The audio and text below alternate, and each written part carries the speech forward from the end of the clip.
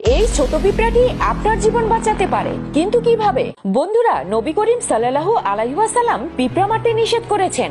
এছাড়াও কুরআনে পিঁপড়ার উপরে একটি পুরো আয়াত নাজিল আছে। তো এখান থেকেই বুঝতে পারছেন পিঁপড়া কোনো ফালতু টাইপের প্রাণী নয়। তো একটি পিঁপড়া আপনার জন্য কিভাবে উপকারী হতে পারে চলুন জেনে নেই।